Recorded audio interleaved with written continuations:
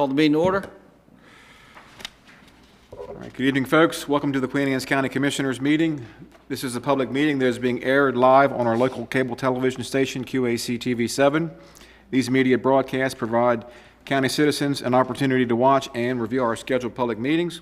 In addition to our live audience this evening, we are providing remote options for citizens to watch and participate in county commissioner meetings.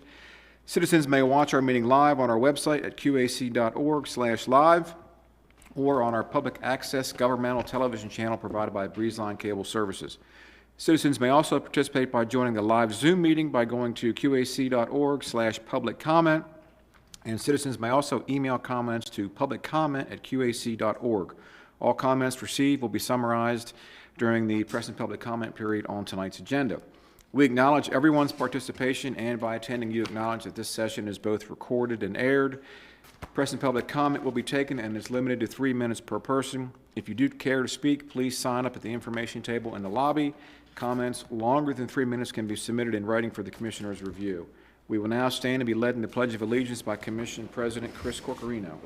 I pledge allegiance to the flag of the United States of America and to the republic for which it stands, one nation, under God, indivisible, with liberty and justice for all. If you could please remain standing for Sergeant Mowbray, who was Maryland State Police and gave his life serving Queen Anne's County 50 years ago on Saturday.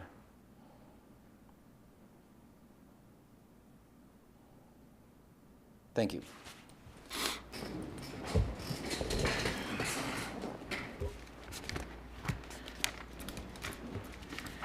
All right, Commissioners, that brings us to the approval of tonight's agenda. So the agenda for tonight's meeting, August the 12th, along with the regular session minutes, the Roads Board minutes, Sanitary Commission minutes, and the closed session minutes from the July 22nd meeting. I wasn't ready to do it. Been circulated for review. Do we have any additions or corrections?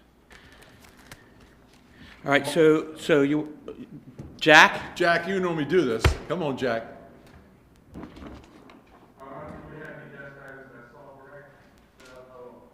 We have two desk items. Oh, I'm sorry, okay, and I'd like to amend the agenda to include 2 additional desk items. Second? All in favor? Aye. All right, now I'll make a motion to accept the agenda as amended and all minutes as presented. Second? All in favor? Aye. Right. And just so everybody know, Commissioner Wilson and Commissioner McLaughlin are here via Zoom. They were on assignment this week for us. This is a Mako week, so doing split duty. All right, thank you, Commissioners. So we just had a closed session under the General Provisions Article, Section 3305B1, to discuss boards and commissions and personnel, and Section 3305B7 to consult with counsel. So I think we have a couple of appointments to make for 2 boards, please. Yep. I move to appoint Lana Peck to the Commission on Aging. This term will expire on December 31st of 2028. Second. All in favor? Aye. Aye. Aye. 5-0. 5-0. I move to appoint Wheeler Baker to the Ethics Commission with a term expiring on 12/31 of 2029. Second. All in favor? Aye. Aye. Aye. 5-0. Yep. All right. And last, but definitely not least, I'm going to make a motion to convert the judicial assistant to the magistrate at the circuit courthouse from part-time to full-time. Second? Got a motion second. All in favor? The judge is here, so be careful. Aye. I'll say it again. Aye. 5-0. No one is going to get in trouble today. That's right. All right. Thank you, Judge. All right. Thank you all, Commissioners, and thank you, Judge. Okay, so now we can go to press and public comment. So we appreciate all citizens taking time to express their views to the County Commissioners. Comments are limited to 3 minutes per person. Comments longer than 3 minutes can be submitted in writing. This commission respects everyone's desire and right to convey your message freely. When you come forward, please speak clearly at the standing microphone, state your name, your address, and your topic of interest. And in keeping with the dignity of our office, we ask that all views be expressed in a respectful and civil manner. Joe Stevens. Mr. Stevens. Thank you. Good evening, Commissioners. Joseph Stevens. I'm here to speak in regards to Resolution 2512. And I'm going to speak on behalf of two clients, and then I just have a comment if I have a minute or so left, I have any time left. I represent Mallard Properties, which is the DiDonato family. As you know, they've been working to bring forth a mixed-use project with some residential, limited residential in the Kent Narrows. In fact, you all had granted them a right-of-way, dedicated part of the right-of-way, which wasn't being used in the Kent Narrows any further, so they added it to their property. This resolution could very well affect them because they would have up to 12 residential units, in which case they'd be over this threshold. And we'd ask that you consider a different threshold, perhaps from 3,000 to 5,000 gallons. 5,000 gallon threshold is a minimal amount of dwelling units. It's not going to impact your overall goals. It is expressed in this resolution, but will allow smaller local projects to move forward. That would be 19 or 20 units. And those are thresholds you also have in your adequate public facilities ordinance. So it's a good threshold, and it does allow, it doesn't bring a whole stop to things, which I think is a bit draconian, quite candidly. Secondly, I represent David Azar, who, as you know, has built a number of apartments and commercial space throughout the county. And the concern David has, and I share the concerns, I think it's unclear in this resolution, but Section 3 refers to no review of building permits. Well, David has sewer allocation, and he has projects that have received site plan approval, and he'll be seeking multiple building permits for multiple units that have been approved. And we're concerned that this language should be revisited so that it doesn't become a potential stop for David in regards to building permits. I don't think that was the intent, and I think it was, if you talk to Alan, he would agree, and it just needs a bit of cleanup. Finally, I just want to say I found out about this yesterday, and it had impacts on just clients right away that I informed or they called me, and I just think that it behooves the commissioners of the county and those people who have a vested interest to have an opportunity to see this, see that it's out there. Maybe you're still going to adopt it, but maybe it'll be in a different form that allows some local, smaller projects to move forward. Maybe not, but at this juncture, if it's voted on this evening, you don't even know if that opportunity exists. So with that, I got a letter from Mr. DiDonato. I think he sent it off to Stephanie, but I'll give you a copy anyway, Stephanie. Thank you, Commissioner. Hold on a second. I have a question regarding Mr. Azar's project. Which project are you referencing? He has site plan approval and sewer allocation for the one that was in the old huts down there. Yeah. Green Hooks, yep.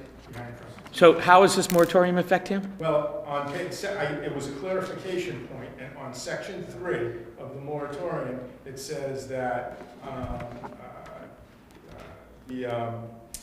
during the moratorium, the county and then the Planning Commission, Board of Appeals, so on and so forth, shall not review, consider, approve any application for a permit, including building permit or building permit application. I think that needs to be cleaned up. I don't think that was the intent, Commissioner, but I think that it potentially could cause us a problem. Thank you. Thank you. Bill. All right, Joe Cusimano. Hi, I'd like to just echo everything Joe Stevens said regarding the moratorium. Local, I've been working on a small project here for quite some time in Kent Island, less than 20 units. I'd like to request maybe to increase it to the 5,000 gallons per day, as Joe said. I've got significant time and money in this. I just resubmitted, hopefully for the last time this past week. So I sent each of you guys a letter. I hope you just take a few minutes to read it and understand a little bit that this is pretty devastating to me. Thank you. That's all we had on the side. Anybody else who would like to speak for press and public comment? Anybody online? Okay, close press and public comment.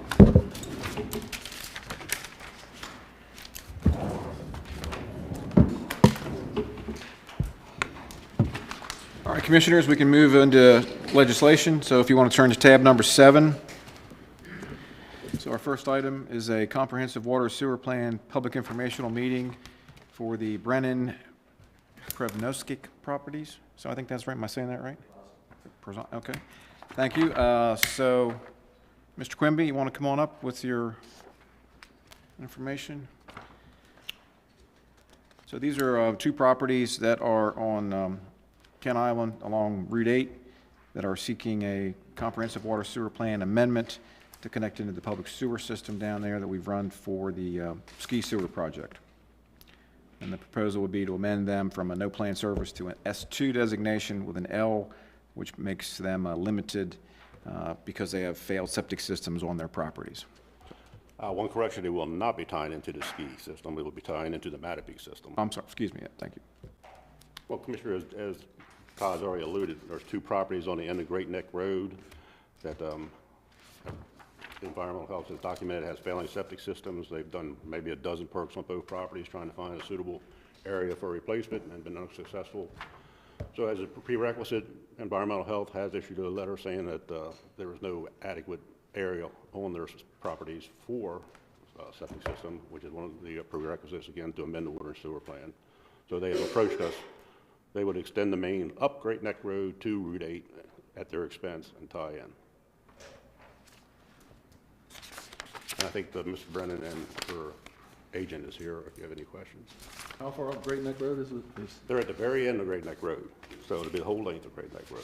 And how far away is the line? I don't know, 600 feet, 700 feet? Is that when we got emailed about a year ago, this issue? I don't know. I thought it sounded familiar to me from something else. No, I don't believe so. Maybe the applicants reached out to you. Yeah, and there's an exhibit in your book that kind of shows the properties. It's on page number 4. It's item 1, page 4, under tab 7. And I believe the agent and the applicant they're all here tonight. If you have any questions directly for them, or if they want to make any presentations, you can come on up if you like. Yeah, sure, come on up. You want to say something? Yeah, Go come on ahead. up.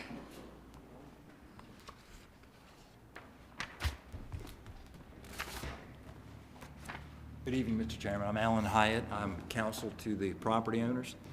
And Mr. Quimby pretty much summed it up correctly. We have a failing septic system. The health department has given us a letter stating that it's failing. The high water table and the hydrogeology just makes it impossible to install an upgraded septic system. And it's an expensive process. We understand that. We know that it's a L category. It's not for further subdivision. This is to preserve the opportunity to legitimately use this property, because without it, it's a problem. And our engineer, Tom Lanyon's here, if you want to hear the nuts and bolts of how there's a connection, but you know, the idea is the line would have to be installed by the applicant, by the property owner. It runs down Great Neck to Route 8, and that's where it connects at their expense. Is there plans for future development or is this just to service the existing? Just to service the existing property, no future subdivision. That's been made clear to us Okay. what the L means, and we do understand that. Okay. Yeah. And we understand that, placing it into the S2 doesn't give us allocation. We'd need allocation and then go forward. We understand how the process works and look forward to your approval. Okay, thank you. Anybody else have any questions? No. All right, Okay. Thank you. Thank you. Thank you, Mr. Quimby. We'll have a public hearing on this amendment application in 2 weeks. 2 weeks? Thank you, Commissioner. Thank you. Thank you, Alan. Thank you. All right, so Commissioners, we do have a public hearing scheduled next, so we are in time for that. So this is a public hearing. If Mr. Thompson wants to come up, this is County Ordinance Number 25-08, buffer yards in cluster subdivisions outside of growth areas. So, Mr. Thompson?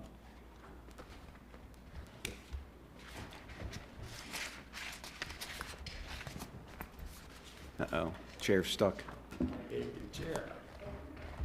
We got, There we go. there you go.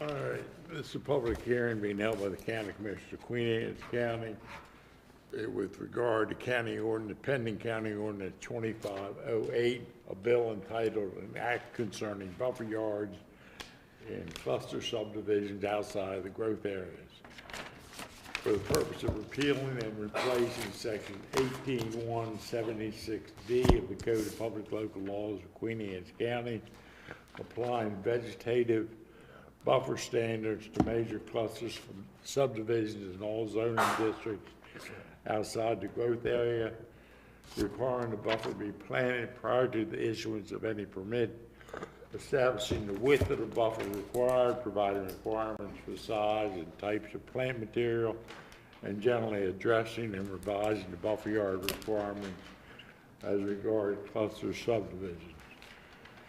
By repealing and replacing section 18176D of the Code of Public Local Laws. This hearing is being held Tuesday, August 12, 2025 at 5:55 p.m. County Commissioner Meeting Room, Liberty Building, 107 North Liberty Street, Centerville, Maryland. The proposed ordinance received a favorable recommendation from the Queen Anne's County Planning Commission at their June 12, 2025 meeting. Copies of the proposed ordinance are available at the County Commissioner's office and the Department of Planning and Zoning and online on the county website.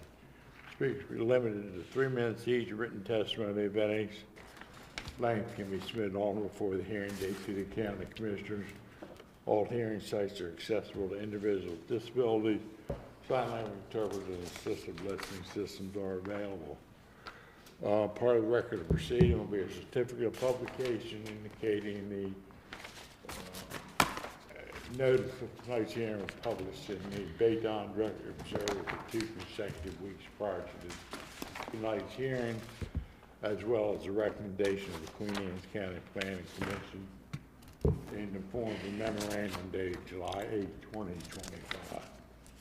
No one signed up to speak on ordinance 25. Is there any public comment or testimony? Close that. Any reason to keep this one for 2 weeks, or should we just go and move on this one? There's, I think you're I fine. don't have anything on it. Can I get a motion on County Ordinance 2508? I'll make a motion to approve 2508. Second. Got a motion second to approve County Ordinance 2508. Is there any discussion? All those in favor? Aye.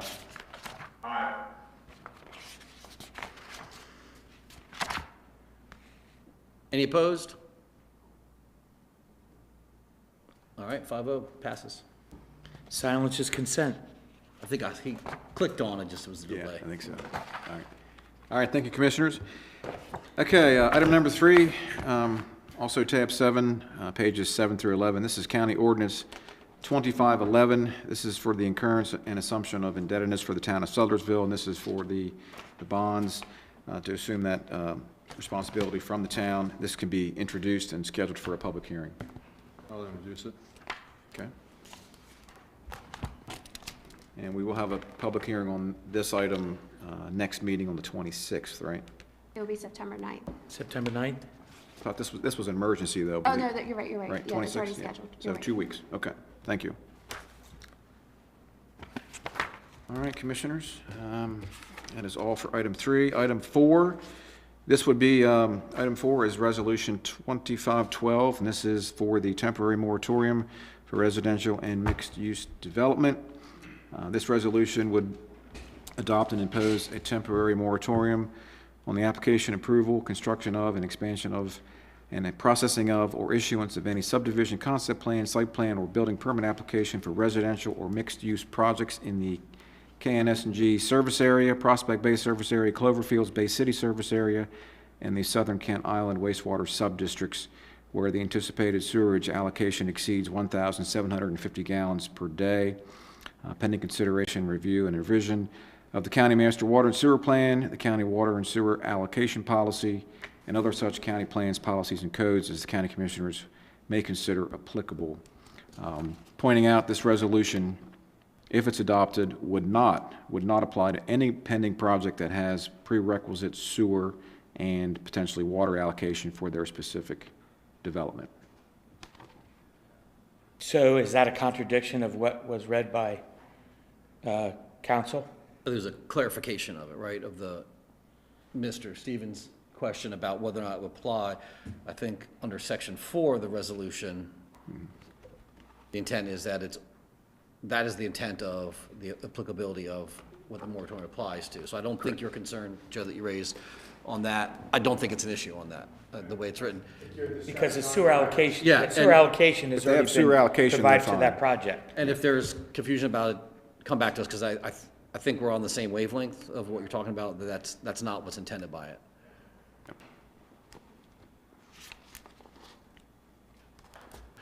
All right, is there a motion to adopt it? I move to adopt resolution 25-12. All right, I'll second it. There's a motion and a second. Any discussion on this? 25-12. You want to give it the brief? Yeah. So just some background on this.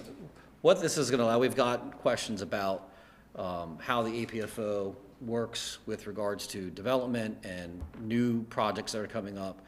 We have a couple of factors that have developed since the APO was last reviewed, including we have limited sewer capacity. I mean, we're basically, the limit that we have is absent anything that changes in technology. That's the limit that we're going to have for the foreseeable future, if not forever, unless there's changes at the federal and state level that would allow the TMDL to change. That's my understanding of it. That's right. Or some technology that allows you to super process sewage in a way that would change our ratings, but I don't think that's coming. Additionally, there's costs associated with kids in school, the education costs. And since the blueprint, what the county has seen is exponential increase in costs for education. At a time when our enrollment is not going up, our costs have gone up significantly. That's a cost that is borne by all the citizens. Because as we've discussed before, depending on what your property value is and your income, if you got 2 kids in the school system, you're probably not paying in property and income tax what it costs the local share just to send your kids to school. So your neighbors are paying for your kids to go to school. And so these are some things that we need to look at if our APF is properly structured to address these issues. So the purpose of the moratorium is to allow us time to have planning and zoning look at these issues. Anybody else have any other, I think that's what sums up any other comments anybody has? Anybody online with any comments? No, I think you did a good job there, Chris. Sum it up. All right. Agree. Okay, we got a motion and a second. All in favor, say aye. Aye. Aye. Aye. Any opposed? Aye. Aye. Got a couple ayes online. It's 5-0, resolution's I adopted. think there was 6 ayes. 6 or 7, yeah. All right, thank you. All right, Commissioners, that is all we had for legislation this evening. We can move into presentations. Next up, so turn to tab 6, I believe, and we have our character count spotlight for August. And I believe we have some folks here coming on up. Judge Knight. 6. Yeah. And character counts for August is respect, right?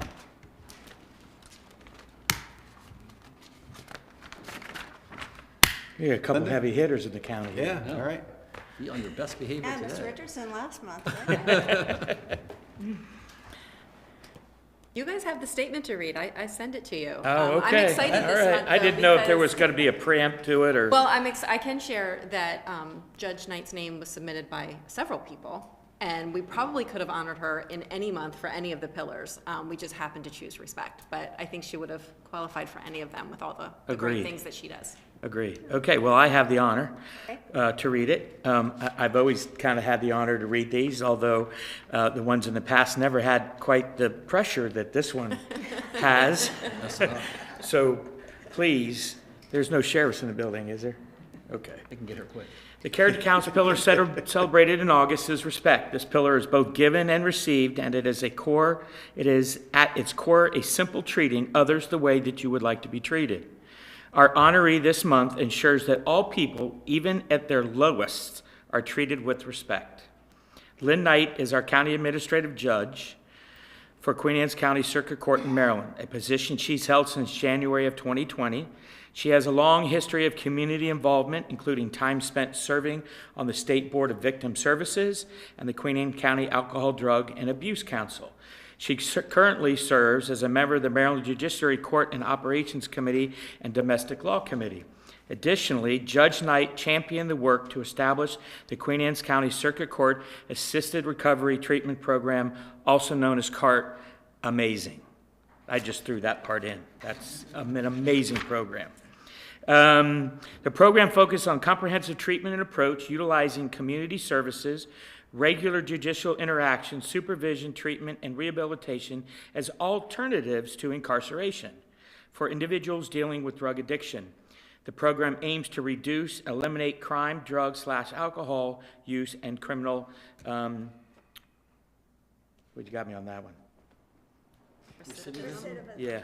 Thanks a lot. We don't want them coming back after they commit crimes. Got you. All right. Why don't you just say repeat?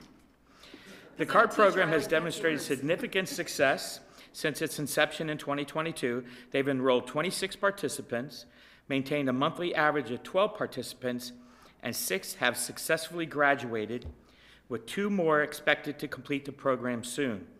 These graduates have shown meaningful improvements in stability, sobriety, and community regeneration. Many have maintained employment, secured long-term housing, and continue to participate in support networks after completing the program. The success of CART reflects not only the commitment of participants, but also the dedication of Judge Knight and her multidisciplinary team, which includes court staff, treatment providers, probation officers, and community partners. Character Counts loves the success of stories and appreciates the respect that Judge Knight and her staff show to those in need of empathy and understanding, while still holding them accountable for their actions. As always, if you are aware of a business, a nonprofit, individuals in the county exemplifying one of all or all 6 pillars of character, be sure to nominate them for the future spotlight and go to www.peopleofcharacter.org. It is amazing. You know, you see the folks that graduate from that and they're given their certificates. And it's like a new lease on life. You know, a lot of times they make mistakes and they realize that long before the sentencing. And a program like this gives them a chance to say, hey, look, I realize I did something wrong, but I want to pay my penance. I want to be a good member of our community. And this program, CART, gives them an opportunity to do that instead of go to jail. So, awesome.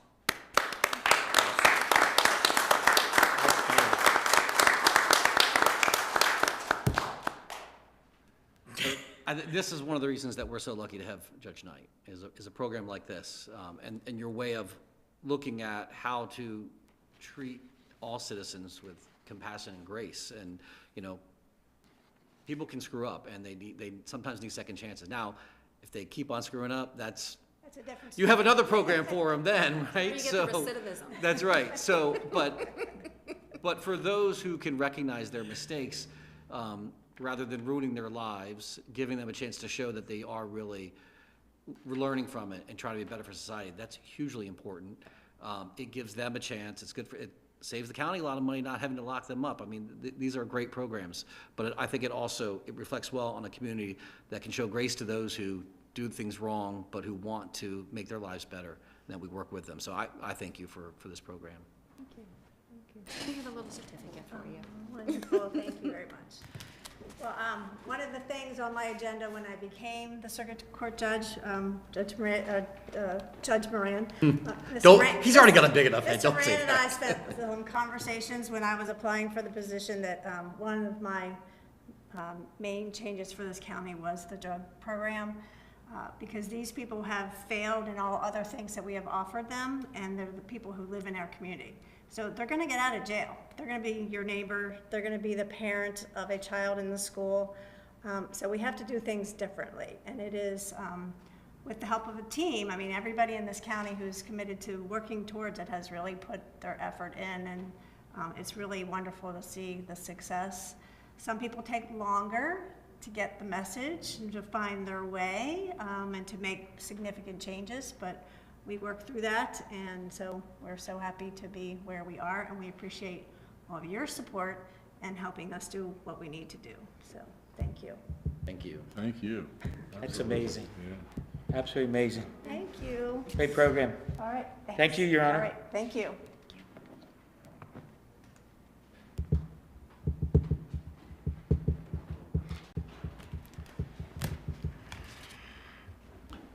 All right, Commissioners, we can move into the new business and action items for this evening, if you like. All right, tab number 3, we've got 8 action items and 2 desk items this evening. So, again, tab 3, item 1, pages 1 through 8, Cloud Ventures, armored storage. This is a land conveyance. And this item is basically a conveyance of 1.46 acres of land from Cloud Ventures to the county commissioners, and this conveyance was a specific condition outlined by the commissioners for the approval of the growth allocation for the armored storage project. The property will be used for passive recreation. I move that the attached land conveyance be approved and signed for recordation. Second. We got a motion and a second. Any discussion? All those in favor say aye. Aye. Aye. Any opposed? We're all in favor. Got the thumbs up on the screen. Got it. All right, thank you, Commissioners, and we have Mr. Clow back here in the back, and Thank you, thank Mr. you, sir, too, as well. Yeah, thank you. By the way, just a little footnote. This turned out awesome. Yeah. Yep, they did the electrical work here. That's right. We can see things much brighter now.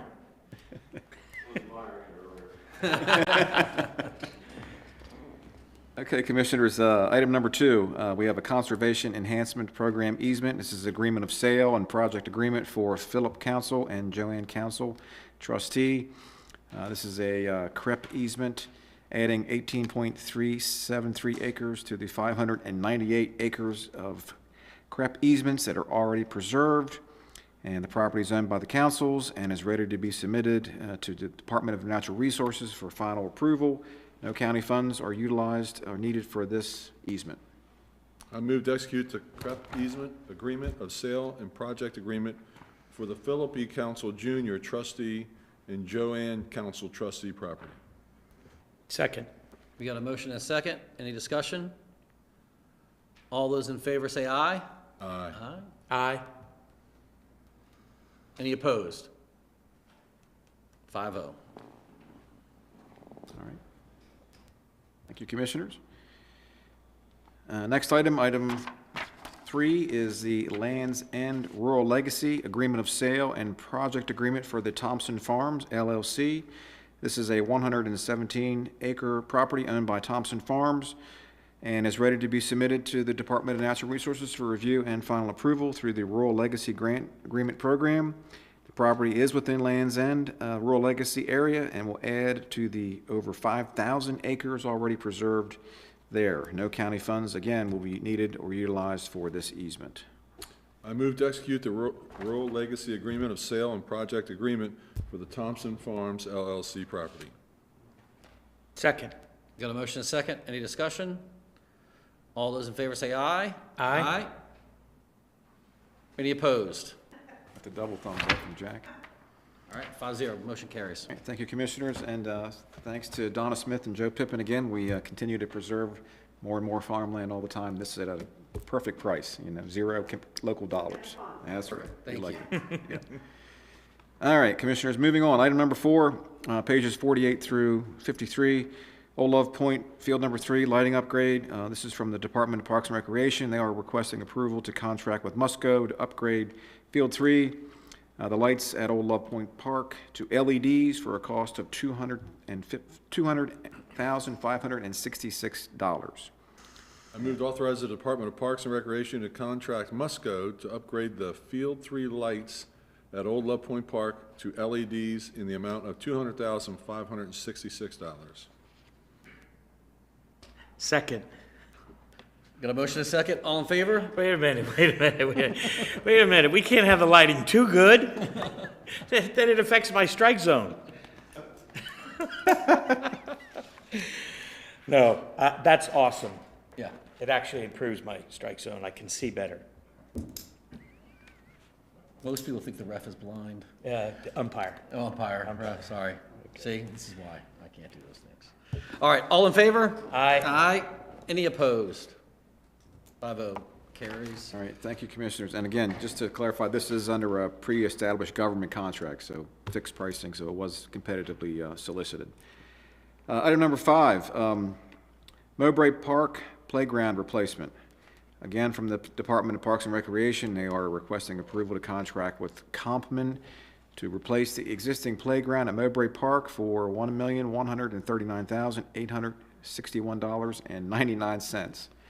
And this is also through a cooperative purchasing agreement contract. Parks solicited pricing from 3 different vendors on that contract and selected this vendor as the preferred vendor for that project. There are a variety of nice pictures in the book, and we're excited about getting this playground refreshed at Mowbray Park. So I have a son who turned 26 last July, used to play on that playground. He's 26 years old now. Yeah, So it's systematically timed. yeah, it's going to be beautiful. I have my I grandchildren. move to authorize the Department of Parks and Recreation to contract with Compton Incorporated from Omnia Purchasing Contract 201-700-1135 to replace the existing playground at Mowbray Park in the amount of $1,139,861.99. Second. All right, we got a motion second. Steve, question for you. We had, the lady who came during the budget hearings about the accessibility playground equipment Mowbray. Is this incorporated in that, or is that another discussion that we're having? No, that is incorporated with her, and we have showed her the designs for that portion of the program, so she has had some value added to that. Excellent, okay. And so for those who don't know, there was a lady who unfortunately, she had lost her son before he passed. Accessibility for playgrounds was a big issue for them, and this refurbishment had been sort of maybe pushed off a few more years, and in part, I think her advocacy helped us to bring this forward and to recognize the importance of doing that. So thank you guys for working with her on that. I think that was a very important thing. And I also want to thank you and all of Parks and Rec again for Mowbray Park with the new memorial there for Officer Mowbray that we did over the past weekend. It was just, it's amazing. You guys knocked it out of the park on that. So I hope when people come and see this new playground equipment that they also look at the memorial that was done. It's really nice and a fitting tribute to somebody who sacrificed their life. Knocked it out of the park, no pun intended. Yes, exactly. You know, interesting story. What we learned is that after the park was dedicated after Officer Mowbray, his son was playing Little League, and he was the first one to hit a ball out of the park there. Oh, really? Yep. So I think his father was helping him along on that one. All right, we got a motion in a second. Go ahead. Mr. Director, can I ask a question? Yes. This amount is, I couldn't find where they're going to sustain it in case there's any issues. Do we get a year, 2, 5-year contract where if something breaks, something bends, something gets out of line, that they'll fix it for nothing? Yeah. That's correct. There is a warranty on the equipment that's written in for the first couple of years. For first year. Yeah, for the first year, there's a warranty on everything that is done. Let's ask for 2 years. We can ask. There you go. You can always ask. Yep. Good job. Thank you. All right. Any other questions? All in favor, say aye. Aye. Any opposed? All right. Motion carries. Glad nobody was opposed to children's playground equipment. That would have been bad. Thank you. All right, thank you, Commissioners. Moving on, item number 6 on pages 69 through 71. This is for the Maryland Affordable Housing Trust Grant application. Our Department of Community Services Housing Division has submitted a letter of support for execution along with a resolution. The application requires a formal resolution and an application letter signed by the Commissioners approving the application, and this will allow us to apply for $150,000 from the 51st Funding Round program. And this opportunity allows us to provide rehab for housing projects, plumbing, electrical, roofing, for mostly seniors and folks with disabilities that are in the low income bracket in Queen Anne's County. I move to execute a resolution and letter of support for the Maryland Affordable Housing Trust grant in the amount of $150,000 for the Department of Community Services, Division of Housing and Family Services. Second. We got a motion and a second. Any discussion? All those in favor? Aye. Aye. Any opposed? Motion carries. 5-0. All right, thank you, Commissioners. Item number 7 is a mobile visitors trailer purchase. Our Department of Economic and Tourism Development was awarded a grant of $112,320 through the Maryland Office of Tourism Development, and the grant can be used for a mobile visitors center trailer that will elevate our industry of tourism throughout the county by strategically placing it in high traffic areas within the county and also events throughout the state.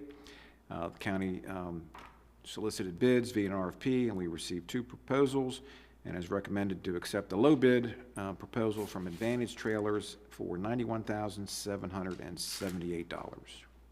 I move to approve the purchase of mobile visitor center trailer from Advantage Trailers as detailed in the attached proposal. This thing's pretty nice. Yeah, it's going to be sweet. Second. We got a motion and a second. Any discussion? All in favor? Aye. Aye. Any opposed? Motion carries 5-0. All right, thank you, Commissioners. Item number 8, on pages 76 through 96, is from our Health Officer, Bryce Strang. This is for the local opioid abatement plan, and this is a proposed abatement plan that includes several projects that can utilize local opioid restitution funds.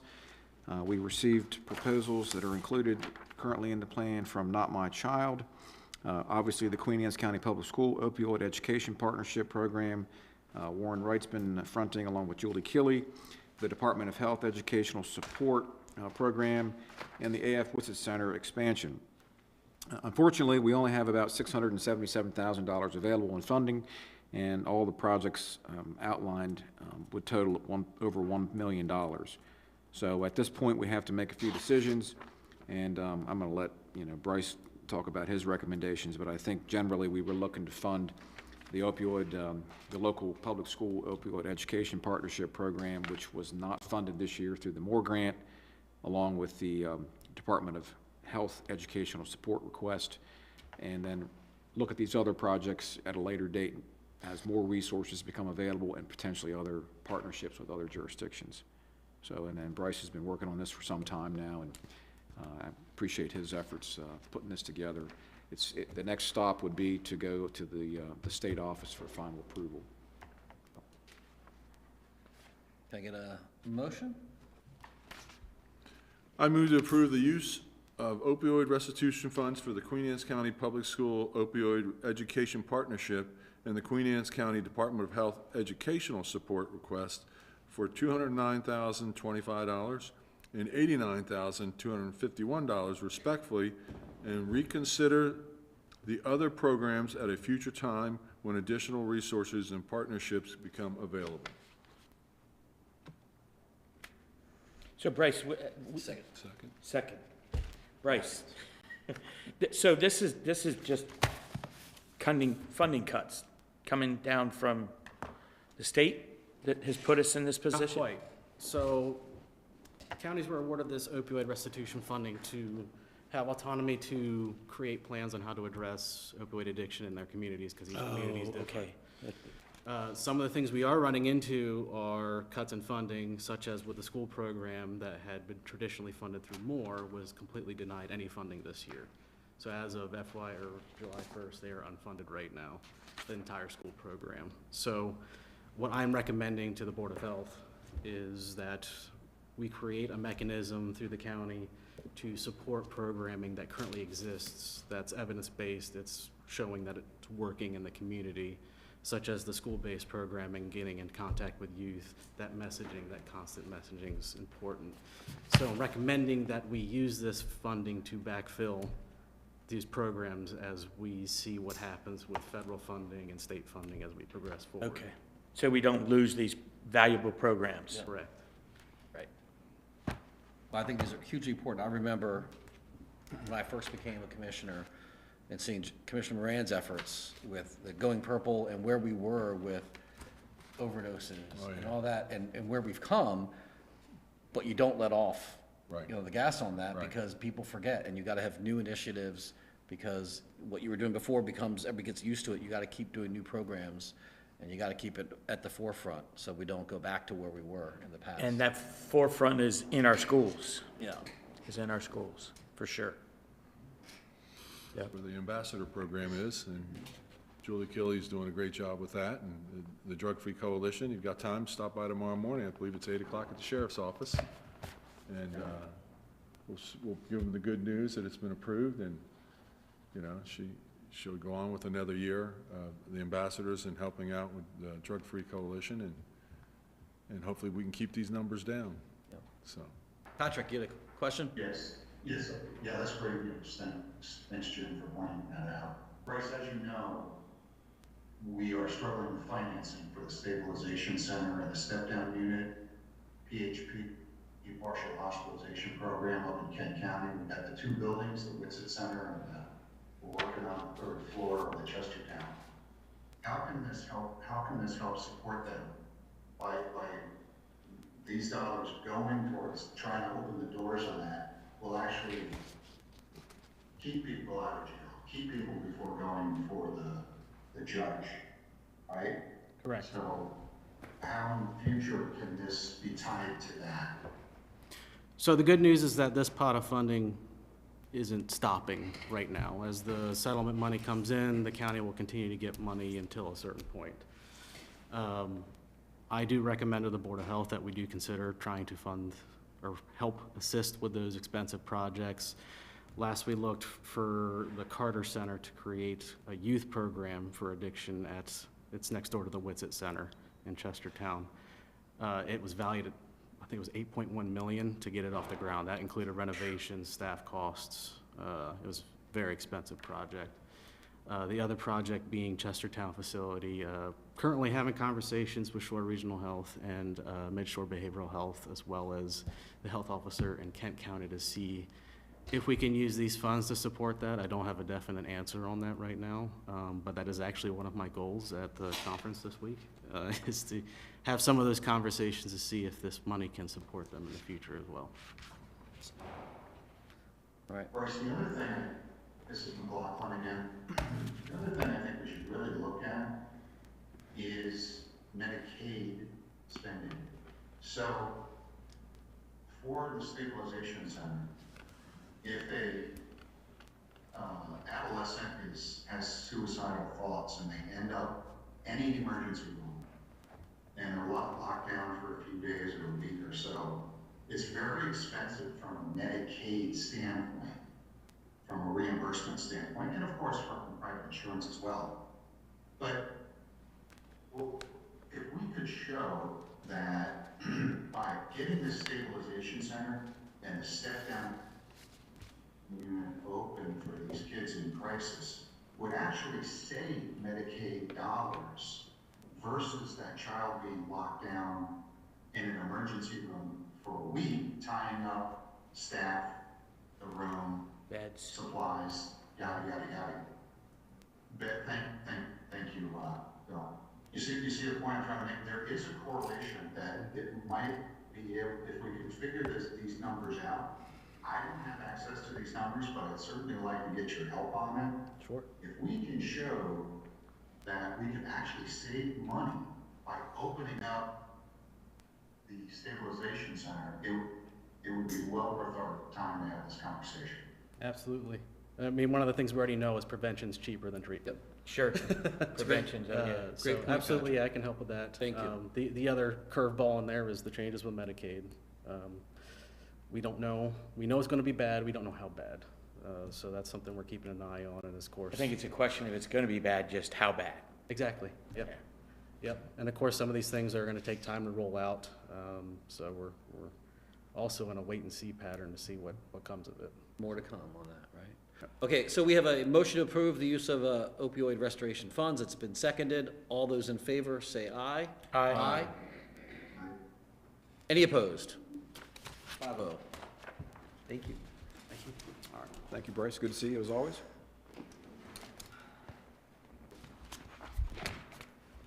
All right, Commissioners, that was all we had in the book. We have 2 desk items. The first is desk item 1, budget amendment for the Board of Education. This is various transfers between major categories for the closeout of FY25. This was done to mitigate some of the budget shortfalls they had last year. This is just a formal process to move those funds in the appropriate allocation categories for the FY25 closeout. I move to approve the Queen Anne's County Public Schools transfer of funds between major categories. Second? Motion and second. Any discussion? All in favor? Aye. Aye. Any opposed? Motion carries 5-0. Excuse me. Thank you, Commissioners. Our final item is the desk item 2. This is for the South Island Trail Phase 3 construction bids. Our Parks and Recreation solicited bids for the construction of Phase 3 of the South Island Trail Extension. 5 bids were received, ranging from $593,030 up to $1.455 million. And I recommend award of the contract to David A. Bramble as the firm providing the lowest responsive bid of $593,030. I move to authorize the Department of Parks and Recreation to execute a contract with David A. Bramble Incorporated to construct and pave Phase 3 of the South Island Trail Extension in the amount of $593,030. Second. Motion and second. Any discussion? All in favor? Aye. Aye. That's 5 in favor. No need to ask for opposed. Motion carries. Long time coming, huh? This is Great news. This isn't the final piece. This is not the final piece. This is the piece that had the time constraint because of the wooded area and some of the wildlife, but they can kick off the construction September 1st. This is about 3,500 feet, and they're ready to get right on it. So we'll be done June 1 of next year with the whole thing, right? Come on. That's the goal. That's the goal. That's the goal, yes. That's the That goal. is the goal. Optimism. That We is the run a goal. government that we put goals and we meet our goals. We meet our goals. Meet our goals, That's okay. right. Thank you. You're welcome, Commissioner. Yeah. All right. Okay, that's all the action items I had for you tonight, Commissioners. I guess we can go to roundtable if you like. Right, you guys are press for Excuse public me, I'm comment? sorry, press public comment, yeah. Oh, there we go. Like to speak? Wait a minute. Excuse me. Get the mic out. Let's get the mic for you. Oh, you can sit here. Go ahead. Bring up here.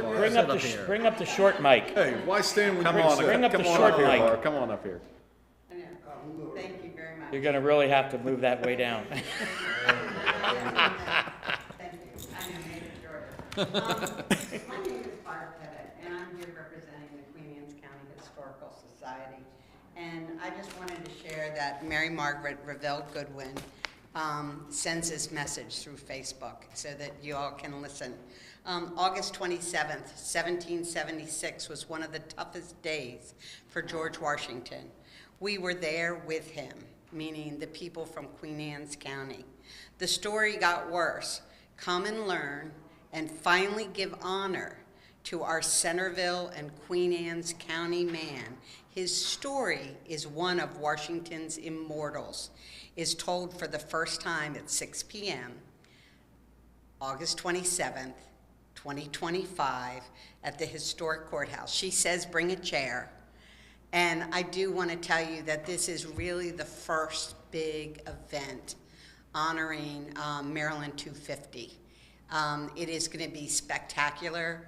The Queen Anne's County Historical Society supports this endeavor and has brought a nationally renowned speaker.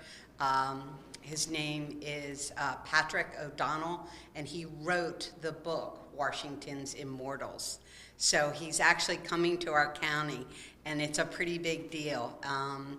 1776, on August 27th, is the Battle of Brooklyn.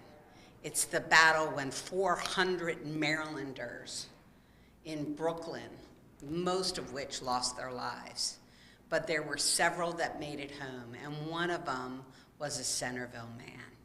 So it's really worth the effort and the attention, not just to us, but to the citizens of Queen Anne's County. I hope you can make it. He was held prisoner for 2 years, wasn't he, in a ship? Yeah. August what? Wednesday, the 27th. Got it. It's a Wednesday, the 27th. And Mary Margaret sent me a message saying commissioners will have chairs. Right. Yeah. What time is the event? If we bring them. Say that again. The time for the event? 6 o'clock? 6 p.m.? 6 p.m. Yeah, I have it on here. I at didn't 6. forget this time. I just, yeah, 6 p.m., 6 p.m. August 27th, here at Centerville, at the courthouse. Yeah. So, thank you very much. Yep. Thank you Thank for all you. you're doing. You guys are doing a great job. Thank you. Thank you. Thank you, Mark. Anybody else? All right, well, we'll do roundtable. We'll start online. Patrick? I'm good. You know how I feel about the first responders, and we just want to take a look at that stuff that we talked about, so. You good? All right, thank you. Jack? Yeah, follow up on what Chris said, the ceremony Saturday for Officer Sergeant Mowbray was eye-opening and very well done. Parks and Rec, all involved the family, our volunteers that showed up to display the colors. Very solemn occasion, but well deserved Saturday. Also, I guess there's been a lot of news of what's going on with the 4-H fair. We've been assured that the fair is safe, and there'll be more details coming out on that the sheriff will probably share. Also, just wanted to make a comment about the Medicaid that Bryce had brought up. Obviously, there's been some chatter this week about Maryland with the rollout not actually taking full effect until 27. It looks like the Maryland side of it, from what the Senate President is saying, it's not going to have the initial effect. They're not talking about having a special budget session in September. So it's kind of good news for us going into next year's budget that hopefully we're not going to get slammed again like we did this year. Other than that, gentlemen, thanks for holding down the fort while me and Patrick were out, and look forward to being back there in a couple weeks. Phil? I have nothing. Jim? Well, Oh, the fair. The fair opened up yesterday. And it's going till the 18th, 11th to the 18th? I think so. So go check it out. It's fun. And the funnel cake is out of this world. well, funny you should say funnel cake, I said funnel cake. because for the last, I think about 10 years, I've been a judge at the baked goods, Uh-huh. and that was Sunday night. I ate my dinner before I went there, so. But I did get cookies, so, you know. Oh, you had to judge cookies? Oh, yeah. It's Way to take one for the team, Jim. Oh, yeah, it was, they do a great job there, do a great job. Well, you know, traffic, what can we say about traffic? Can I talk about that Bay Crossing study or no? Sure. Okay. It's doom and gloom, that's all I got to say, it's doom and gloom, so. We're going to Queen Anne's County, along with the other MACO representatives. We'll be in Ocean City tomorrow. We meet with the interim state highway secretary at 3 p.m. tomorrow. 3 p.m. And everybody else. MDTA will be there, SHA will be there, the room will be full. And we're gonna go, hat in our hand, once again, begging for something and hoping for anything. But the bridge issue is taking a lot longer than I think it needs to. And the only reason I say that is because we're on year number 8 right now of the NEPA study. And what I'm being told is it's probably going to be another 7 years before construction starts. And to me, that's crazy. In the interim of the traffic, or the new bridge, and it'll be only one bridge to start with, 2 bridges total, but they're going to put one up.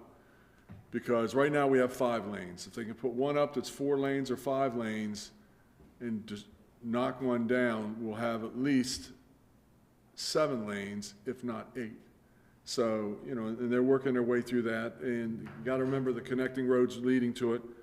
Unfortunately, in the fiscal shape of this state, the bridge is one thing I think we can get some federal money from, and possibly the approaches.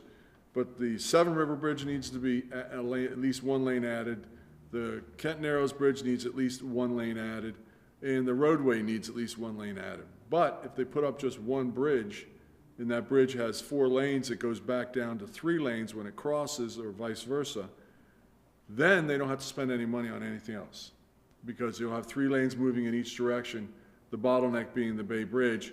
So on those Friday nights or Thursday nights when there's 3 lanes going east, there's 3 lanes going west, minimum, if not 4. And so everybody knows where we're trying to get to. It's just, what is it gonna cost, and when are we gonna do it? And I just don't feel warm and fuzzy. I always tell everybody, you know, when I bring up the bridges, they go, won't see it in my lifetime, won't see it in my lifetime, and they got me worried. So, you know, I think we're gonna have to turn the heat up a little bit, and I think that needs to be a focal point. It is totally disrupting the quality of life in Queen Anne's County, and we've proven over and over again, that's not our traffic, that's the beach traffic, that's the state's traffic. And this is a state problem that we are left to deal with. And one of the things that frustrates me is every time we go into a meeting through the Bay Bridge Reconstruction Advisory Group, or just this Bay Crossing study, or even tomorrow's meeting, it's always on us. The onus is always on the county to come up with a plan to help mitigate the traffic. And it drives me mad. Well, but we did come up with a plan that was gonna work great, and they wouldn't do the full plan that we submitted. Right, but be that as it may, they don't offer up anything unless you ask the exact right question.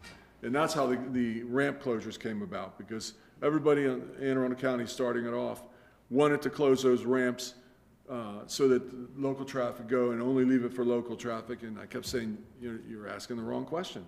You can't pigeonhole property owners or locations or counties or whatever. You know, it's a bridge with federal funding, it's a road with federal funding. Everybody has a right to travel on that. I personally think that there should be a longstanding state of emergency for Queen Anne's County when it comes to Kent Island, so that we can control those ramps and we can keep people out of the neighborhoods, and you can get to the grocery store or wherever else you're traveling. And, you know, we pay taxes just like everybody else in the state, and I just don't think, you know, our summers are spent in quality because of the traffic. And then to add injury to insult, we have the red X's. And anybody that's ever been sitting in a red X lane 2.5 miles to 3 miles from the Bay Bridge, watching people from either Maryland, Virginia, Pennsylvania, wherever they're coming from, shoot down the left side with no ill will at all. Now, I will say our sheriff puts out deputies, and every now and then they are pulling people over. But MDTA will not put one trooper or one officer out there, eastbound or westbound, during congestion hours. They just won't do it. They think it's a safety issue. And I'm like, you don't think somebody losing their mind in a car sooner or later is not going to jump out and Rambo somebody? I just, you know, it's crazy. So we're going to push for red X cameras and fines, and then we're going to push. Here's another one. Anybody that travels contraflow, and I do it a lot, I cross the bridge every day. Anybody that travels contraflow will see that if you're on the contraflow, the 3-lane bridge, the North Bridge, coming eastbound, and I do it because I want to count, and you'll see tractor trailers in the middle lane, which is traveling right next to you, and you're at 100-mile-an-hour closure. Each lane's doing 50 miles, 100-mile-an-hour closure. You have tractor trailers, you've got box trucks, you've got dump trucks, you've got anybody pulling a boat, a house trailer, any of those items. None of those are supposed to be in that center lane, because if they lose control or you know, the head-on collisions that we have. And I said, where's the signage? And I got the response, and here they are, that we got it in 5 locations, I believe, or 7 locations, either eastbound or westbound. Well, the first location, it says commercial vehicles over 5 tons, is at the Route 8 overpass. And anybody that travels, when you're backed up, are you gonna let a tractor trailer get in front of you? I mean, it just, they're not gonna let them move over. It needs to be further back. Right, so, and I've asked for, signage further back. Well, we have signage. Well, your signage sucks. So it's just not getting it done. And honestly, that's where the accidents occur. But again, here we are, having to come up with the simple things like that. I mean, and I said, look at how are these tractor trailers going to be able to merge? Nobody wants to give up space to a tractor trailer. I mean, people are fighting won't give their grandmother a letter in front of you, let alone a tractor trailer. So the signage needs to be back at least 2 miles, and the restrictions need to be back. Again, there's no enforcement on this at all. And these are all, red X legislation. These lanes, restricted lanes, you don't need legislation. That's already in place. But we're not ticketing anybody. And until you hit them in their pocketbook, they're going to continue with the bad behavior, and that goes for everybody. And it's just frustrating because not only are you stranded, and actually we've been very fortunate this year with the weather. Normally the weather plays a bigger impact on our travels. That contraflow, and we're not seeing that much. So, knock on wood. I mean, we are trying everything we can as commissioners to alleviate the pressures. And, it's going to come down to making noise and putting this on Governor Moore's plate like we did with Governor Hogan when he first started. And Governor Hogan's the one who rolled out the NEPA program. He's the one that, listening to us, got rid of all the toll booths 3 years ahead of schedule. They had a contract with that company, and they weren't going to take them down for 3 years. And bad press is not a good thing. So it's frustrating. It's turning my hair gray, but we are going to continue to stay the course to see what we can do to alleviate the issues. And that's enough on that soapbox. All right. Well, Jim, thanks for your efforts on that. It is a never-ending battle, and I don't think people realize the volume of increase of traffic on that bridge is probably up like 40–45% in just the last 7 years, right? If you look at it, and if you were to add just not one more person to the population of Queen Anne's County, right, just not one more person. Right. You're still going to see probably another 25% increase in that bridge traffic over just the next 5 years. So, I mean, that highlights that it's not the Queen Anne's County traffic problem. Right. It affects us. It's a traffic problem for us, but it is. If you see pictures of like Ocean City in the 1980s, and then look at the aerial views now, and see how many residential units are there, how many condos are there, they're all coming back and forth all the time. Oh yeah, the 301 bypass is huge now. It gets a lot on there, so it's a daunting task. I will say that much. But it's important work. It needs to be done. They have to know that, I'm a contractor, and you're an attorney, but we come from different sectors. And government is a different animal. I mean, government's a different animal, with the exception of Queen Anne's County, because our stuff runs immaculate. But everywhere else, nobody likes change. Nobody likes change, because change means I got to do something different, or I got to do something more. And it's just, and I get that they have rules and regulations, but, we've been fighting this fight for over 8 years, actually for over 10 years, and it's just, we're not getting anywhere. And it's frustrating. It's frustrating to the public, and it's frustrating to me. So, sooner or later, something horrific's going to happen, and there's not going to be any way around it. I really do believe that. And what ends up happening when there is a bridge? We have a 2-lane bridge that we've just completed phase 1 of the redecking. They have to still pour the concrete infill, but that's $220 million for that section. That whole bridge is going to cost over $1 billion to replace the decking. Does anybody here think they're going to tear that bridge down in 4 years? Who spends $1 billion and then tears it down? And I got to question that. I don't know. Then you look at the 3-lane bridge, which the state already admits the 3-lane bridge is in worse shape than the 2-lane bridge. But the age and the projects that are going on. Next time you get on that 3-lane bridge going west, get in the middle lane and start looking at the spray paint that they've been putting down on that bridge, And it is not a pretty sight. And when the spray paint comes out, that means we're marking it because we're tearing something up. And oh boy, there's a lot of that center lane gonna get tore up. So, we'll see, unfortunately. Right, Tom? That's right. That's It's what- some positive news to leave the people. Well, yeah, if they put Queen Anne's County in charge of it, the goddamn bridge would be It'd done be right done. now. You know, so- Call up Alan and call up Shane and say, hey, by the way, we got a new project for you. Get it done. They'd love that. Yeah.